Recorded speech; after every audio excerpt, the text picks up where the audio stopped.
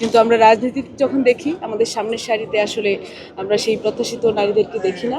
তো আশা করছি এবার সেটি বৃদ্ধি পাবে এবং নারীরা আগ্রহী হবেন রাজনীতি করতে। খুবই বড় একটি অনুপ্রেরণা, কারণ মেয়েরা রাজনীতিতে আগ্রহী হতে চায় না, বিভিন্ন ধরনের প্রতিবন্ধকতা থাকে। তো এই প্রতিবন্ধকতা থাকার পরে তারা যখন দেখলো যে কেউ মূল্যায়িত হচ্ছে, তাদের জন্য কিন্তু এটি একটি অনুপ্রেরণা কাজ করে যে আমরা হয়তো একদিন মূল্যায়িত হব। এবং আমি আশা করব আমাদের এখন বাংলাদেশের নারী আছেন, নারী পুরুষের যে অনুপাত, সেখানে নারী আছেন 52%। কিন্তু আমরা রাজনীতি যখন দেখি আমাদের সামনের সারিতে আসলে আমরা সেই প্রত্যাশিত নারীদেরকে দেখি না।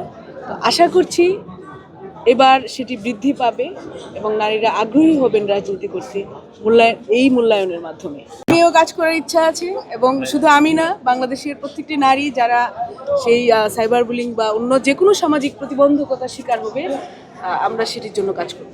ধন্যবাদ।